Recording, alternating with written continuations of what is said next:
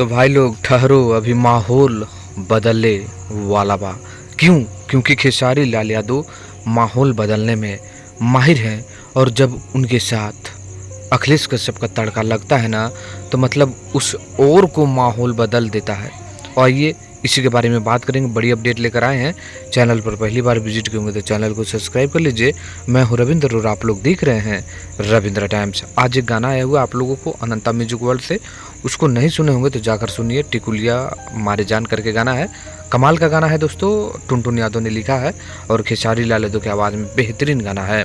लेकिन माहौल बदले वाला बा, सबसे बड़ी बात है कि माहौल बदले वाला बा।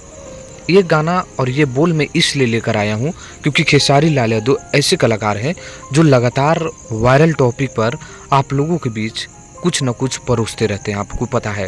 हालांकि मैं आप लोगों को बता दूं कि इसका खबर अभी कंप्लीट इन्फॉर्मेशन नहीं मिला है, लेकिन Khesari Lal Yadav back to back आप लोगों के बीच वायरल टॉपिक का गाना देते रहते हैं। और इसी बीच एक गाना तेजी से वायरल हुआ है गोलू गोल्ड का, जो नाम है माहौल बदले वाला बा। उसका आप स्क्रीनशॉट देखिए कि इसका रील जो है ना 14 लाख से ज़्यादा यानी 1.4 मिलियन से ज़्यादा इसका लाइक हो चुका है। और इस पर लग रहा है ना पूरा भोजपुरी इंडस्ट्री गाना गा रहा है।